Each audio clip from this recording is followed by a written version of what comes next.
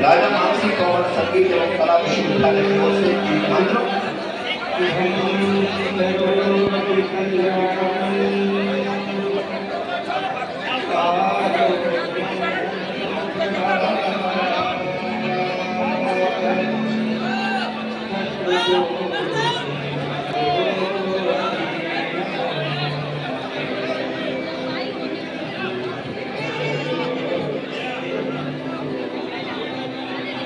पूर्व रियासत का संबंध है।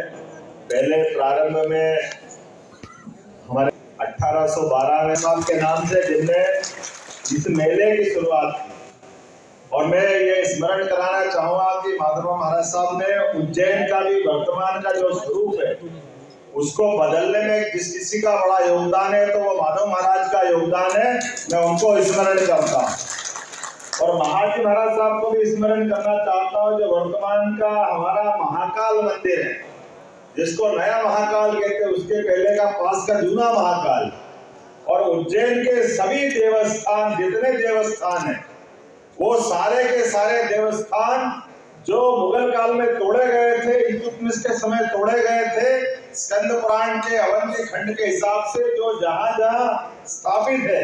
वो सारे के सारे देवस्थान पुनर्स्थापित करके पुनर्प्राण प्रतिष्ठा का अभियान चला करके उज्जैन को गौरवान्वित करने का प्रयास अगर किसी ने किया है तो महाजी महाराज साहब के समय हुआ था। ये हमारा उस समय का गौरवशाली पक्ष है। और 20वीं शताब्दी का उज्जैन का फ्रीगंज,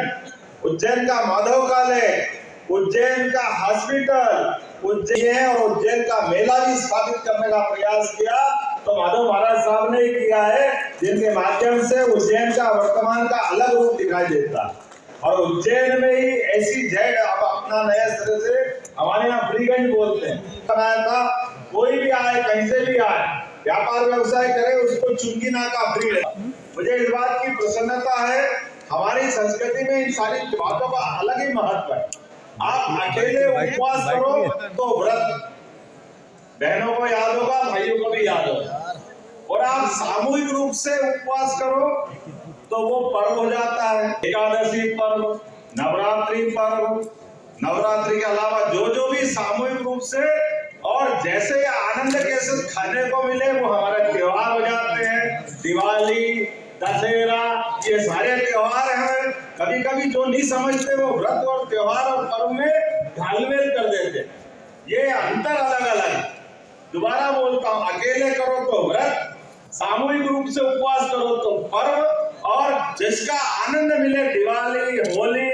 हमारे दशहरे, जिसमें भोजन मिले और भोजन के ऊपर कोई प्रतिबंध नहीं हो, आनंद के साथ मना, वो त्योहार हो जाते हैं। इन त्योहार की संस्कृति वाले हम लोग जाने जाते हैं। इस संस्कृति के माध्यम से सनातन संस्कृति को समझाने के लिए हमारे यहाँ मेला संस्कृति भी है। अब मेला संस्कृति, ये मेला संस्कृति हमारी सभी प्रकार की कला संस्कृति, भगवान कृष्ण ने तो उज्जैन में 64 कला, 14 विद्या, व्यक्ति का परिपूर्ण विकास करने के लिए क्या क्या शिक्षा में है वो सारी चीज को जोड़ा है, और उन सारी शिक्षाओं की लघु रूप झांकी दिखाना। तो मेले का हमारा ये सांस्कृतिक पंडाल बनता है, जिसमें कला संस्कृति सिखाते हैं, और बाकी जीवन की चलने वाले चलायमान गतिविधियों के लिए सामूहिक रूप से मुद्रा का, हमारे बीच में व्यापार व्यवसाय का अनुकूल माहौल बने, तो इनके भी पंडाल रख करके व्यापार व्यवसाय को बढ़ावा देने की हमारी मेला संस्कृति है। और मेले से भी हमको और आगे बढ़े, तो एक मेला हमारा हर साल व्यापार का होता है, और पूरा मेला सनातन संस्कृति की अगर जय जयकार करना हो तो अगर कुंभ राशि अर्थात बृहस्पति के साथ कुंभ प्रवेश करे तो कुंभ मेले भराते हैं, और बृहस्पति के साथ सिंह राशि बने तो वो सिंहस्थ कहलाते, जो प्रत्येक 12 साल में अलग अलग नगरों के माध्यम से हमारे मेले का रूप बनता है, जिसमें हमारी संस्कृति को लगातार चलायमान रखने के लिए हमारी भविष्य की ऐसे कई आरोह अवरोध, जिसको हम कह सकते हैं, आने वाले सभी बातों का विचार करके सुमार्ग पे समूचा समाज कैसे बढ़े, तो संत वृंद उस मेले का आयोजन करते हैं और समूचा समाज उसका सहभागी होता है। ऐसे प्रत्येक मेला संस्कृति के माध्यम से हमने अपने अंदर की अच्छाइयों को सामने लाने का प्रयास किया है। आज माधव महाराज जी के समय स्थापित ये मेला, बाद में जीवाजी महाराज साहब ने इसमें अलग अलग प्रकार से सहयोग किया और बाद में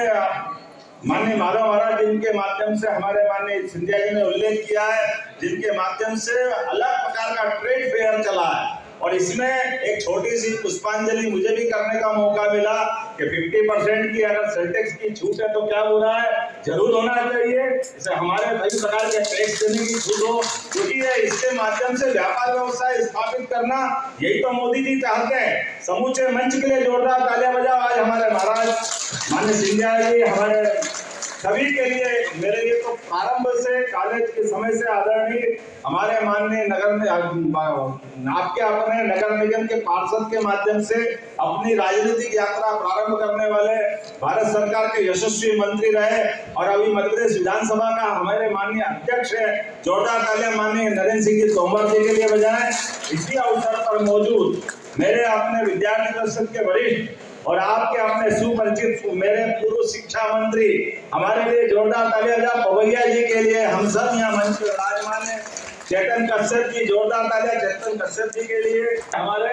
बात का काम भी पूरा करना है, ऐसे कई सारे कामों को लेकर के लंबी लिस्ट लेके आया था, लेकिन आज तो मेले का आनंद, ये बात सही है, मेले की महत्ता तो माननीय नरेंद्र सिंह जी भाई साहब ने बता दी है कि मैं स्वयं महानाट्य विक्रमादित्य में यहाँ इस अवसर पर मेले का आनंद लेने आया था। विक्रमादित्य कितना गौरवशाली नाम,